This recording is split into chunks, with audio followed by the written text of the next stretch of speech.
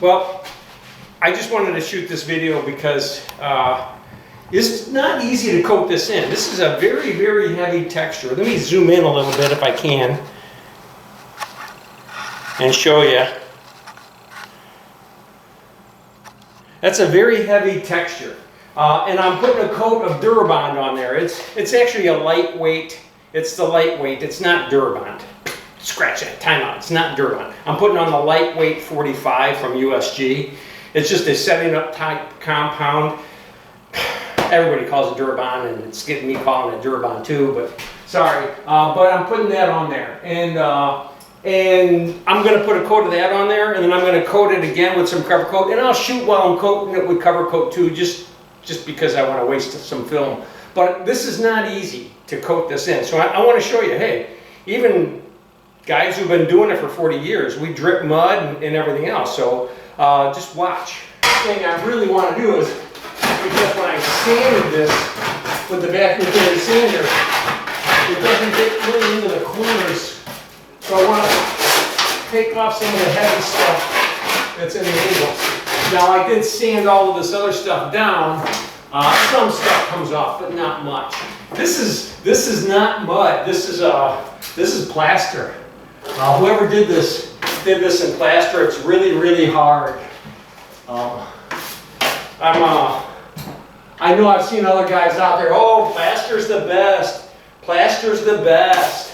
Not if you're remodeling. It's not. If you have to do any remodeling, plaster sucks. You know what else sucks? Vacuum cleaners. Vacuum cleaners suck. But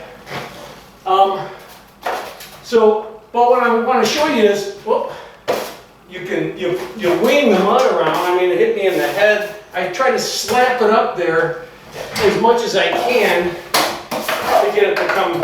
I'm gonna pull it up. Have a little holiday right there. It's not an Easter holiday. So, but I just want to show you, this is not it takes a lot of mud. I'll show you how full my pan is because I'm going to go fill it up again real quick.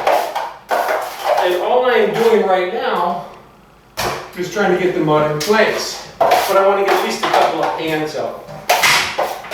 Now, see how full that is? And this is a 14-inch pan. It's not a 12-inch pan. So this is a bigger pan than, and this is a 10-inch knife. You know, honestly, I don't know if I own a 12-inch. I think I might, but I haven't used a 12-inch knife in years. Never really needed one. And, well, I used to. Actually, I take that back. When I was a younger, which was many years ago when I was younger, I used to use a 12-inch knife. But now I don't. I just use a 10. Whoop. And whoop, got that one too. A little bit on my wrist. I think I've watched these guys use hawking trowels and how they've just been able to just shove the mud up there. I think that's really neat. I've never gotten used to a hawking trowel. I've tried them before, like I said, but it's like this. Plop, plop. Just throwing the mud on the floor. That's probably how they are with pans and knives, I don't know.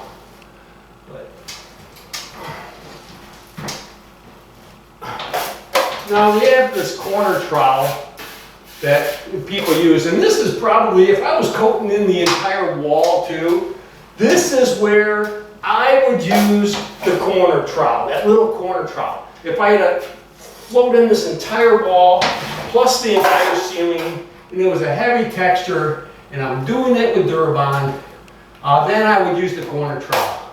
But I don't need to here because I'm not coating the walls. I'm just coating the ceilings. Now what I'm doing too is understand, as I'm wiping this back and forth, I went one direction, and if you saw all the air bubbles and stuff, that's why I went back the other direction to take the air bubbles out. And I'm also tilting my knife just ever so lightly so it's flaring off into the finished product already. So now when I coat this side, if I coat this side and I don't put it in, look at the mark that I made. And I don't flare my knife. I put this mark in. But the minute I tilt my knife, just a hair, no, it lied to me. So it lied. I lied. Sorry. But the minute I tilt my knife, just a hair, that goes away. I must have a bad spot here because it's not working.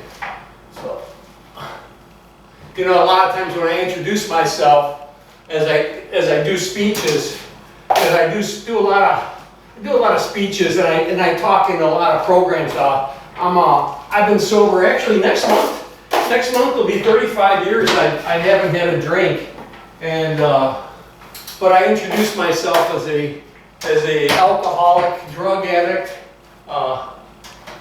Let's see, workaholic, because I got to be a workaholic after I got sober and stopped drugging. Workaholic, a compulsive gambler, because then after I became a workaholic, I had all this extra money. I started gambling compulsively. Talk about an addictive compulsive personality. Compulsive gambler, and then I also like to add in I'm a liar, a hider, a thief, a manipulator, but I'm also a beautiful child of God, worthy of love and respect. So, all right, let me see here. So, that's what I have. I mean, that's what I do here. Now, when this sets up and gets hard, it has to get pretty hard, and it will happen today. This is going to happen today. I'll put another coat on this, but not with Durabond. I'm either going to use topping or I'm going to use cover coat. I have enough cover coat. But I'll run my vacuum cleaner sander, my power sander over this first to knock down any high spots. And then I will coat this all in by hand again today. And when I'm all done with that, then tomorrow I'll take my 12 box and I'll box it up with my 12 box. It'll be nice and smooth. It's going to be a really, really tight coat.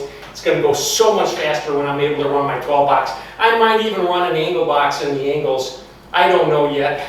I haven't decided. But if you want to, stick around and I will coat the rest of this. If not, call it a day and subscribe and like my channel and subscribe. But I'm just going to coat the rest of this right now. Normally when I'm using 45-minute mud, I talk. No, I don't usually talk. I keep I just put my headphones on and go to work when I'm using hot mud. How did they ever come up with the name hot mud, guys? I don't understand. Is it because it does get warm as it sets? Is that why they call it hot mud? I do know if you mix setting up compound with warm water, it sets up much, much quicker. And don't ever use dirty water from another batch where you cleaned up your tools. You don't have any time at all. Matter of fact, sometimes if I've got some small patching, I will keep some dirty water on hand because it works as an accelerator. And I can turn Durabond 20 into Durabond 5, you know, or Durabond 45 into Durabond 20. So sometimes I just keep a little bit of dirty water around so I can do stuff like that. But not too often. You know, they make 20, they make 5, they make 90. And if you get into other brands, they make 30. I tried some brand in, there was a brand in California. I don't remember what it was, but I bought it at Home Depot in California. And I really liked it. It was a 5-minute Durabond or a 5-minute setting compound. And I really liked it. It was great stuff. If anybody knows what the name of it is, let me know, because I can't find it around here. It's just, I don't think it exists around here. If it does, I don't know where it is. But you see how I missed that one. But it landed on my horse, of course. So, but I'm lost my train of thought. It was good too. All right. Oh yeah. But you see how I go back and forth? It's because it has a lot of bubbles in it. A lot of holidays, a lot of, because these are just the nature of this texture. I have to go back and forth to get it to work in. It needs to get worked into what I'm doing here. I was hoping this was going to be enough. This is my third. 1, 2, 3. This is my third full 5-gallon bucket of setting mud that I've used already. That's crazy. I've walked into 300 sheet houses and I've only needed to use 2 bags to pre-fill. Might have to move this camera. Let me try to move this camera over here so you can see what I'm doing. And then I'll move my horse a little bit. And the other thing I wanted to mention too is knives. I don't know if you know this. You don't see it right now, but I can feel it in this knife. This knife's just about to break on me. But it's nice because it lays when it gets that flimsy. But I can tell that it's cracked underneath the handle here, and it's just about to break. Actually, I think it's cracked underneath that piece of aluminum there. So I got something for you. Hey, say tin 10 times real fast. I'll wait. Say tin, tin, tin, tin, tin. All right? Keep saying it. All right, stop. Now what's an aluminum can made out of? You said tin, didn't you? Aluminum can's made out of tin. I said tin. Aluminum can's made out of aluminum. So. Oh, very nice.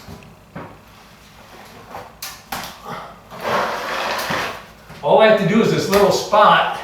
I have a pretty good pan full.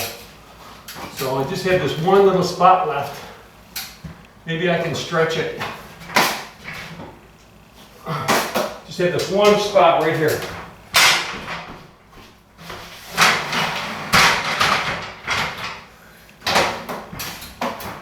Let's see.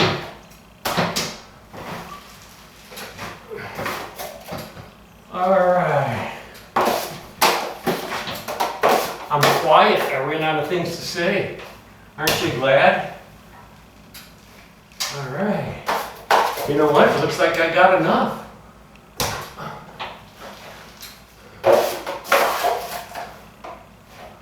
Oh yeah. All right. Ba-bum, ba-bum, bum, ba-bum, bum. So, there we have it. I got an entire coat on this entire ceiling. And it's ready for a second coat. I have to 3-coat this because of the thickness of the texture. This is going to have to get 3 coats. If you're a novice and you're just doing this for the first time, trying to do it, hey, 4 coats, 5 coats. Just make them thin. Don't try to make them heavy and sand them down. It doesn't work. It just creates a lot of mess and it makes you not like taping anymore. I mean, if I had to sand and grind and sand everything I did, I would have a helper. I wouldn't do it. I'd just get a helper. But it makes taping fun when you can sit there and mud it in and just stand back and appreciate your work. So you guys have a good day. I'll see you later. Hey, if you really like this video, subscribe. And if you really, really like this video, share it with somebody else. You have a great day.